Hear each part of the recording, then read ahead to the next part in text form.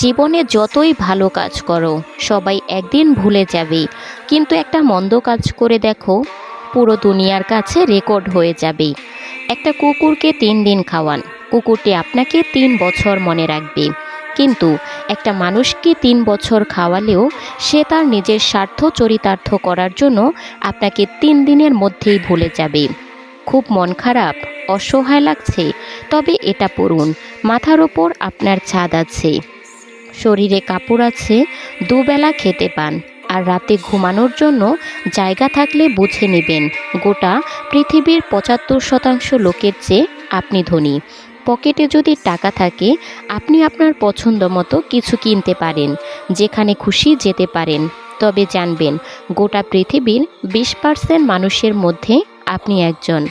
দরকার হলে একা থাকুন, তবুও দুধ কলা দিয়ে সাপ পোষা বন্ধ করুন।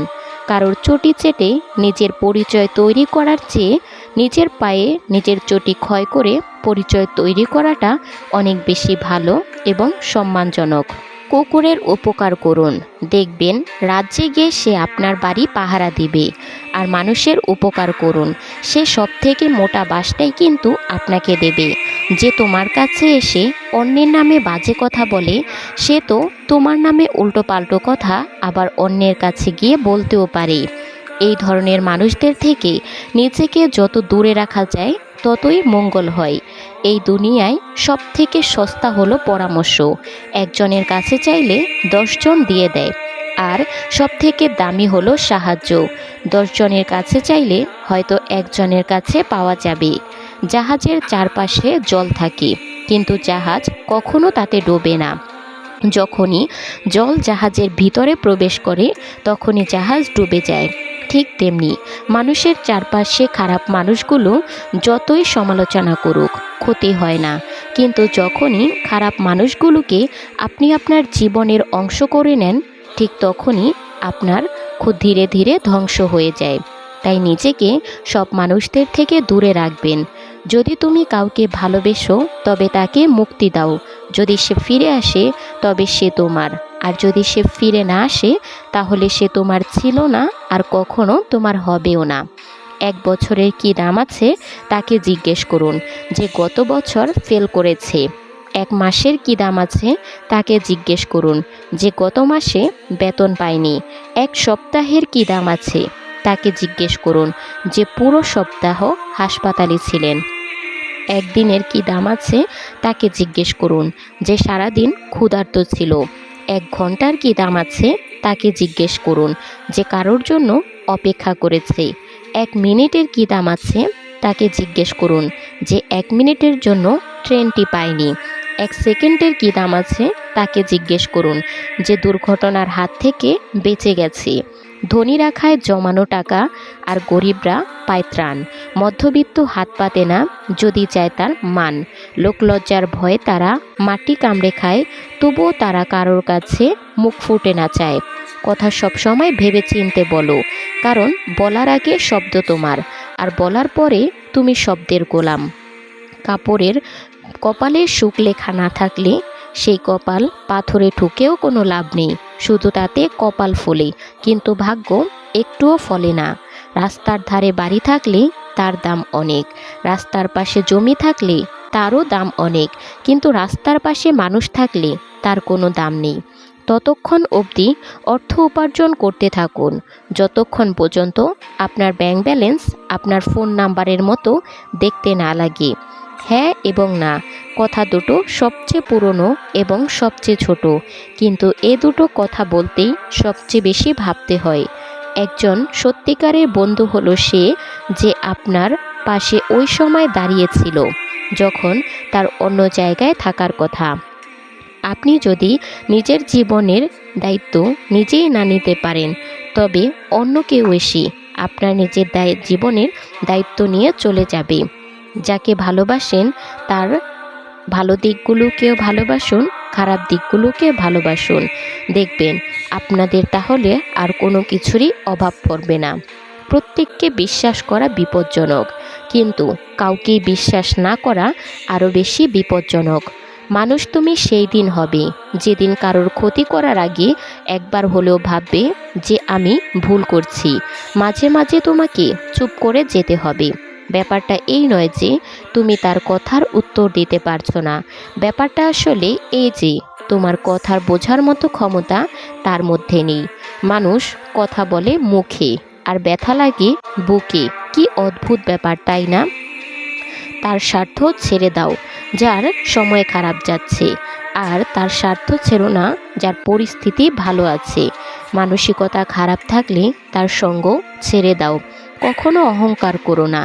এই পৃথিবী কাউকে থাকতে দেয় না, কিছু নিয়েও যেতে দেয় না। যদি বাকি জীবন শান্তিতে কাটাতে চাও তাহলে লোকের কথায় কান না দিয়ে নিজের মনের মতো করে বাঁচো। মৃত্যুশয্যায় মহাবীর আলেকজান্ডার তার সেনাপতিদের ডেকে বলেছিলেন, আমার মৃত্যুর পর আমার 3টা ইচ্ছা তোমরা পূরণ করবে। আমার প্রথম অভিপ্রায় হচ্ছে শুধু আমার চিকিৎসকরাই আমার কফিন বহন করবেন। আর দ্বিতীয় অভিপ্রায় হচ্ছে আমার কফিন যে পথ দিয়ে গোরস্থানে যাবে সেই পথে আমার অর্জিত সোনা ও রূপা ছড়িয়ে থাকবে। আর শেষ অভিপ্রায় হচ্ছে কফিন বহনের সময় আমার 2 হাতে কফিনের বাইরে ঝুলে থাকবে। তার সেনাপতিরা তখন তাকে এই বিচিত্র অভিপ্রায় কেন করছেন সেটা প্রশ্ন করলেন। দীর্ঘশ্বাস গ্রহণ করে আলেকজান্ডার বললেন, আমি দুনিয়ার সামনে 3টা শিক্ষা রেখে যেতে চাই। আমার চিকিৎসকদের কফিন বহন করতে এই কারণে বলেছি যে যাতে লোকেরা অনুধাবন করতে পারে যে চিকিৎসকরা কোনো মানুষকে কখনোই সারিয়ে তুলতে পারে না, তারা ক্ষমতাহীন আর মৃত্যুর থাবা থেকে রক্ষা করতে অক্ষম। গোরস্থানের পথে সোনাদানা ছড়িয়ে রাখতে বলেছিলেন মানুষকে এটা বোঝানোর জন্য যে সোনাদানার একটা কণাও তা আমার সঙ্গে যাবে না। এগুলো পাওয়ার জন্য সারাটা জীবন ব্যয় করেছি, কিন্তু নিজের সঙ্গে কিছুই নিয়ে যেতে পারছি না। মানুষ বুঝুক এইসবের পেছনে ছোটা সময়ের অপচয় কতটা। কফিনের বাইরে আমার হাত ছড়িয়ে রাখতে বলেছি মানুষকে এটা জানাতে যে খালি হাতে পৃথিবী ছেড়ে চলে যাচ্ছি। অপেক্ষার সময়টুকু যে ভীষণ সুন্দর তা কেবলমাত্র অপেক্ষায় পেরোনো লোকেরাই বুঝতে পারে। সফল হতে হবে তাদের জন্য যারা তোমাকে অসফল দেখতে চেয়েছিল। একজন স্ত্রীর কাছে পুরো পরিবারের সাপোর্টের প্রয়োজন পড়ে না, একমাত্র তার স্বামীর সাপোর্ট হলেই যথেষ্ট। আচ্ছা, কিছু মানুষ তো কখনো কারোর সাথে প্রতারণা করে না, তবে তারা কেন প্রতারিত হয়? কিছু লোক তো কখনো কারোর মন ভেঙে দেয় না, তবে তাদের মন কেন ভাঙা হয়? কিছু মানুষ তো ভালোবাসতেও চায় না, তবে কেন ভালোবাসা শিখিয়ে ভালো থাকাটা কেড়ে নেওয়া হয়? যারা অন্যকে ভালো রাখতে জানে তাদেরকে কেন কেউ ভালো রাখতে পারে না? অন্যদেরকে গুছিয়ে মানুষ কেন নিজেই অগোছালো হয়ে যায়? যাদের মনটা ভালো তারা একটু বেশি কষ্ট পায়। তাহলে কি এটাই বাস্তব? এটাই কি সত্য? এটাই কি তবে দুনিয়ার রীতি? প্রতিটা মানুষের ডিপ্রেশনের পেছনে সংসারের আপন মানুষগুলোই বেশি দায়ী। মন খুলে কথা বলতে না পারলে মানুষ অসুস্থ হয়ে যায়। ছেলে সরকারি চাকরি করে বলে নাচতে নাচতে মেয়ের বিয়ে দিতে দৌড়াবেন না। আগে মানুষ নাকি পশু সেটা দেখুন। মানুষের মতো দেখতে হলেই কিন্তু মানুষ হয় না। ভাবছেন যে মেয়ের ভবিষ্যৎ ভালো হবে? আরে মশাই, যার বাড়িতে গেলে মেয়ের বর্তমানেরই ঠিক নেই তার আবার কিসের ভবিষ্যৎ?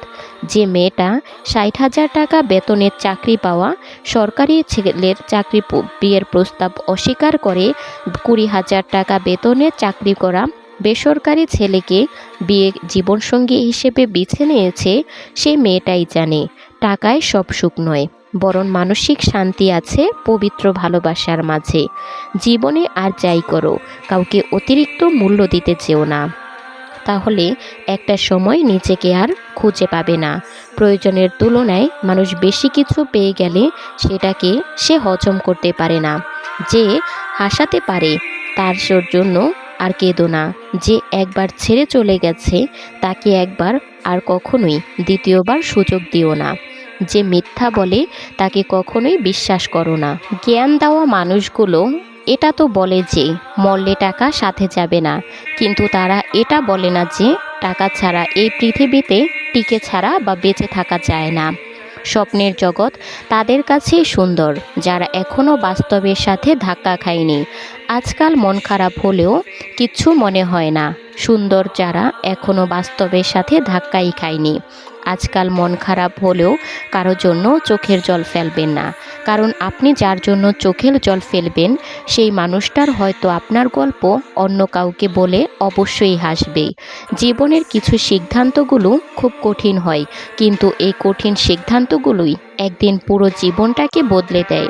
জীবন হলো এমন একটা বই যার হাজার হাজার পৃষ্ঠা আপনি এখনও পড়েননি।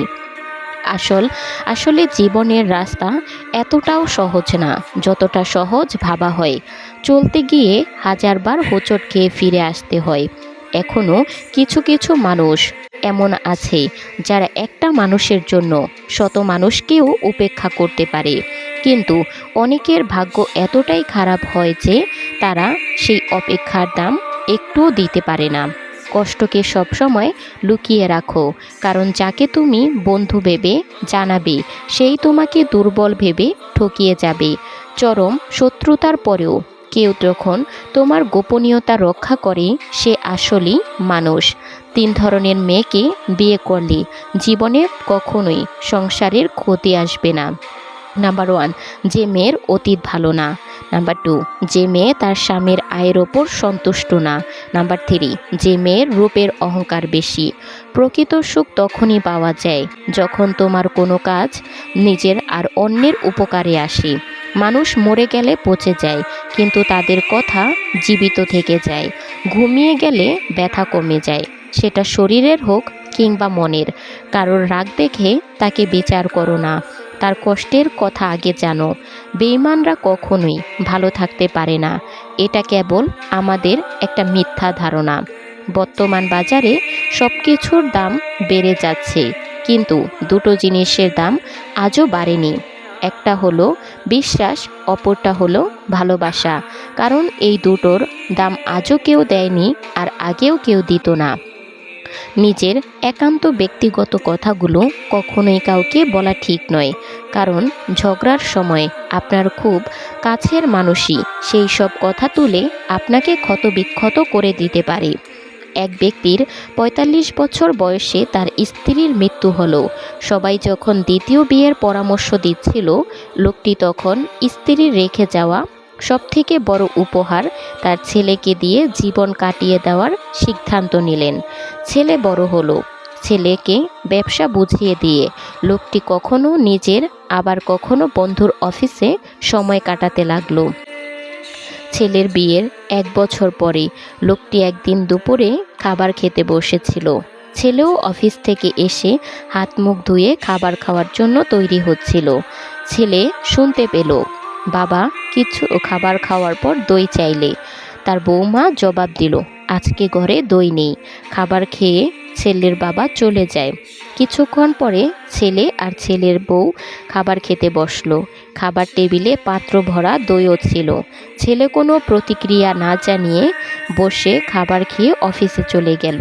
কিছুদিন পরে ছেলে বাবাকে বললেন, আজ আপনাকে কোর্টে যেতে হবে আর আজ আপনার বিয়ে হচ্ছে। বাবা আশ্চর্য হয়ে ছেলের দিকে তাকিয়ে বললেন, বাবা আমার আর বিয়ের দরকার নেই, আর আমি তোমাকে এতটা স্নেহ দিয়ে থাকি যে তোমারও আর মায়ের দরকার নেই, তো আবার বিয়ে কেন? ছেলে বলল, বাবা না আমি নিজের জন্য মা আনছি, না নিজের স্ত্রীর জন্য শাশুড়ি আনছি। আমি তো কেবল আপনার জন্য দইয়ের ব্যবস্থা করছি। কাল থেকে আমি ভাড়া বাড়িতে আপনার বৌমার সাথে থাকব, আর আপনার অফিসের এক কর্মচারীর মতো বেতন নেব, যাতে আপনার বৌমা জানতে পারে যে এই দইয়ের দাম কত। মা বাবা আমাদের জন্য তাদের সবটুকু দিয়ে উজাড় করে দেয়, কিন্তু তারা কখনোই এটা আমাদেরকে বুঝতে দেয় না। বুক ভরা ভালোবাসা আর স্নেহের পরশে সবসময় আমাদেরকে আগলে রাখেন তারা। আসুন তাদেরকে একটু ভালোবাসা দিই, তাদেরকেও একটু মূল্যায়ন করি। পারতপক্ষে তারা দুজনই মা। গর্ভধারিণীর সান্ত্বনা থাকে তার হয়তো আরও সন্তান আছে, কিন্তু কন্যার কোনো সান্ত্বনা থাকে না, কারণ পৃথিবীর বাবা নামক মানুষ একজনই থাকে। কেউ সদ্যজাত সন্তানকে ডাস্টবিনে ফেলে দিয়ে দায়মুক্ত হতে চাইছে, আবার কেউ একটা সন্তানের জন্য সারাটা জীবন হাহাকার করছে। কেউ বছরে কত জন্মের ভালোবাসার মানুষ বদল করে ফেলছে, আবার কেউ তার ভালোবাসার মানুষের জন্য বছরের পর বছর কাটিয়ে দিচ্ছে, তার জন্য অপেক্ষা করে। কেউ দামি শাড়ি হাতে পেয়েও তবুও খুশি নয়, আবার কেউ তাঁতের নতুন শাড়ি পেয়েও বারবার গন্ধ শুকছে। কেউ প্রিয়জনের কাছ থেকে সোনা বা হীরের চুড়ি পেয়েও খুশি নয়, কেউ প্রিয়জনের কাছে কাচের চুড়িতে স্বর্গের সুখ খুঁজে পাচ্ছে। কেউ লাখ টাকার ডাইনিং টেবিলে বসেও তৃপ্তি সহকারে খেতে পাচ্ছে না, কেউ পেঁয়াজ আর কাঁচা লঙ্কা দিয়ে গোগ্রাসে পান্তা গিলছে।